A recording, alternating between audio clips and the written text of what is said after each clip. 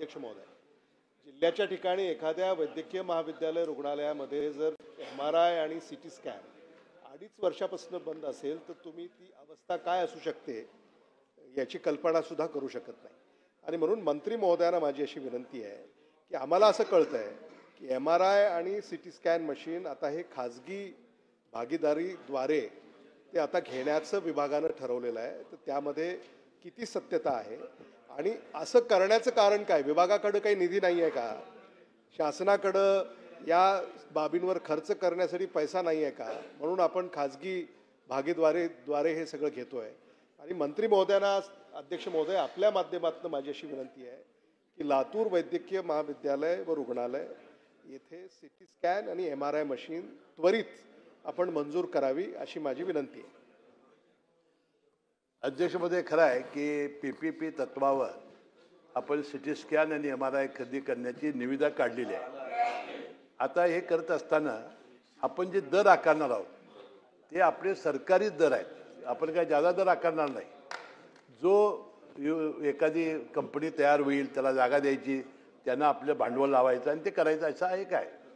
परंतु मी सन्मान्य सदस्यांना सांगतो, हे जर झालं नाही तर आपल्या शासकीय याच्यातून लातूरचं 2 महिन्याच्या आत आपण MRI आणि मंत्री महोदय, या संदर्भात MRI आणि CT स्कॅन मशीन खरेदी संदर्भात गेल्या 2 महिन्यात माझ्या दालनात जवळजवळ 3 बैठका झाल्यात. आपल्या विभागाचे मुख्य सचिव जे आहेत, अतिरिक्त मुख्य सचिव, ते पण आलेले. परंतु मुंबईसारख्या ठिकाणी सेंट जॉर्ज, GT, कामा आणि JJ हे प्रमुख हॉस्पिटल्स आहेत जिकडे राज्यभरातले पेशंट्स येतात. इकडे पण मोठ्या प्रमाणात CT स्कॅन आणि MRI मशीनची कमतरता आहे. 2 महिन्यापासून मी स्वतः पाठपुरावा करतोय आहे, तरीही या CT स्कॅन आणि MRI मशीन जेवढ्या आवश्यक आहेत तेवढ्या देण्यात आल्या नाही आहेत. त्यामुळे दादा, सन्मान्य उपमुख्यमंत्री महोदय, या संदर्भात मला वाटतं शासनाने गंभीर दखल घ्यायची गरज आहे. आपल्याकडे फायनान्स पण आहे. DPTC मधला प्रत्येक जिल्ह्यातला निधी विशेष करून या खरेदीसाठी आपण काही आरक्षित ठेवा, अथवा प्रत्येक जिल्ह्यातल्या रुग्णालयांमध्ये CT स्कॅन आणि आपल्या MRI मशीन्स पुरवण्यासाठी विशेष निधीची उपलब्धता करून द्यावी अशी गरज आहे. त्याबद्दल आपण विचार करावा. अध्यक्ष महोदय, या संदर्भामध्ये मागे काही गोष्टी अशा घडलेल्या आहेत की तिथं DPC मध्ये त्याचे रेट इतके कमी जास्त आले. आम्ही राज्य सरकारच्याच वतीनं घेऊन द्यायला तयार आहोत, त्यामध्ये कुठली अडचण येणार नाही. बऱ्याचदा टेक्निकल माणसं त्याची त्या बाबतीमध्ये मिळत नाहीत आणि मग मशीन घेऊन तिथं तशाच धूळखात पडतात. अशा काही तक्रारी आलेल्या आहेत. मी वैद्यकीय शिक्षण विभागाच्या मंत्री महोदयांना, सचिव महोदयांना सांगितलं आहे किंवा अशा तक्रारी न राहण्याच्या करता जे काही त्याला अधिकचा निधी लागेल तो निधी वित्त विभाग द्यायला तयार आहे. परंतु हा जनतेचा आरोग्याचा महत्त्वाचा प्रश्न आहे. ज्यांची परिस्थिती चांगली आहे ते चांगल्या दवाखान्यात जाऊन ह्या सगळ्याचा उपचार घेऊ शकतात, परंतु सर्वसामान्य माणसाच्या दृष्टीने हे महत्त्वाचं आहे. तरी देखील आपण जी सूचना केलेली आहे तशा प्रकारे नियोजन विभागाच्या तर्फे सूचना देण्यात येतील की आम्ही जो जिल्ह्याला वार्षिक योजनेला पैसे दिलेले आहेत त्या पैशातून त्याच्या रकमा आम्ही ठरवून देऊ, साधारण चांगल्या कंपनीचे काय आहेत, आणि त्या रकमेमध्ये त्यांनी जर घ्यायचं ठरवलं तर त्याला आम्ही मान्यता देऊ. राणे साहेब बोला. अध्यक्ष महोदय, महानगरपालिकेचं आहे ते. सन्मान्य मंत्री महोदयांनी, अध्यक्ष महोदय, सन्मान्य मंत्री महोदयांनी त्यांचं होऊ दे ना. प्रश्नाचं उत्तर, जी प्रोसिजर आहे त्या प्रोसिजर प्रमाणे मंत्री महोदय आपण त्याचं उत्तर दिलेलं आहे. माझा मंत्री महोदय प्रश्न जनरल आहे. आपण मेडिकल कॉलेज हे केंद्र सरकारातून जाहीर होतं, ज्याचा उल्लेख आता राहुल पाटील, मला वाटतं इथे सन्मान्य सदस्य, त्यांनी केला. अतिशय गंभीर प्रश्न आहे साहेब. सेंट्रल गव्हर्नमेंट कॉलेज असू दे किंवा प्रायव्हेट मेडिकल कॉलेज असू दे, यांना सेंट्रल गव्हर्नमेंट परवानगी देते. अगोदर मेडिकल काउन्सिल ऑफ इंडिया होतं, आता बोर्ड ऑफ गव्हर्नर्स आहे, त्यांच्याकडून इन्स्पेक्शन केलं जातं. आता वर्षातून 3दा इन्स्पेक्शन केलं जातं. मला काय आपल्याला वेगळं सांगायची काही गरज नाही. 3 इन्स्पेक्शन आणि त्या 3 इन्स्पेक्शनमध्ये त्या व्यवस्थेची पूर्ण माहिती दिली जाते. माझा मंत्री महोदय, अध्यक्ष महोदय, मला प्रश्न मंत्री महोदयांना स्पेसिफिक विचारायचा आहे किंवा एक जनरल प्रश्न विचारायचा आहे.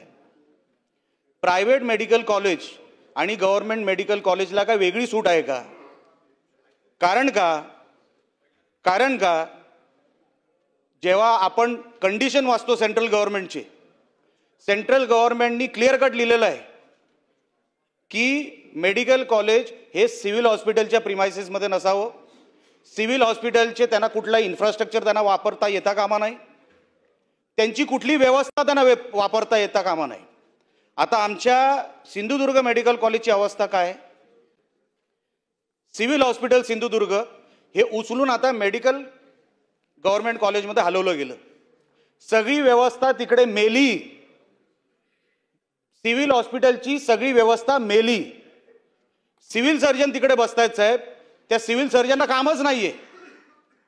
आता सगळे अधिकार तुम्ही दिले DMERला. मला वाटतं पाटील साहेब तुम्ही ज्याचा उल्लेख केला, खरेदी विक्री वगैरे जी काय आहे ती खरेदी, हे सगळे DMERला साहेब अधिकार दिले आपण. आता DMER काय करते हे सिव्हिल सर्जनला माहित नाही. कुठलीच व्यवस्था आता साहेब ॲनेटॉमी, बायोकेमिस्ट्री आणि एक तिसरा कोर्स पहिल्या वर्षाला शिकवला जातो. मी अध्यक्ष महोदय प्रश्नावर येतो, मला फक्त अर्धा मिनिट द्या. आणि फिजिओलॉजी हे 3 कोर्स आणि जे प्रायव्हेट मेडिकल कॉलेजला साहेब जे डॉक्टर्स पहिल्या वर्षाला द्यावे लागतात, जे प्रायव्हेट मेडिकल कॉलेजला लागू असतात ते साहेब गव्हर्नमेंट मेडिकल कॉलेजला लागूच नाही आहेत. डॉक्टरच नाही आहेत तिकडे. मग जर डॉक्टरच नाही आहेत तर साहेब आपण तिथे कंपाऊंडर बाहेर काढणार आहोत की डॉक्टर बाहेर काढणार आहोत 5 वर्षांनी? साहेब ही फार गंभीर बाब आहे. व्हाईट पेपर तर याच्यावर निघालाच पाहिजे. प्रत्येक इन्स्पेक्शनचा व्हाईट पेपर निघाला पाहिजे. त्या इन्स्पेक्शनचं झालं काय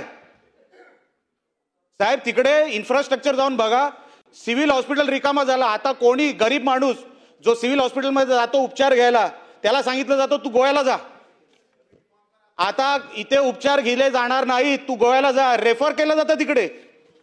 आणि म्हणून अध्यक्ष महोदय, आपल्या माध्यमातून मला मंत्री महोदयाला विचारायचं आहे, आपण ही व्यवस्था ही गव्हर्नमेंट मेडिकल कॉलेज किंवा प्रायव्हेट मेडिकल कॉलेज सेंट्रल गव्हर्नमेंटनी दिलेल्या कंडिशननुसार गव्हर्नमेंट मेडिकल कॉलेजला काय वेगळे अधिकार आहे का?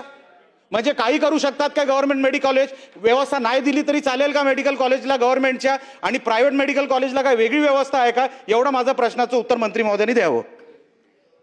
अध्यक्ष महोदय, सन्माननीय सदस्यांना यातला एक चांगला अभ्यास आहे, त्यामुळे त्यांनी अनेक प्रश्न इथं उपस्थित केलेले आहेत. आता अध्यक्ष महोदय, शासकीय मेडिकल कॉलेज आणि खाजगी मेडिकल कॉलेज यामध्ये त्याप्रमाणे आपल्याकडे स्टाफ कमी आहे ही वस्तुस्थिती आहे.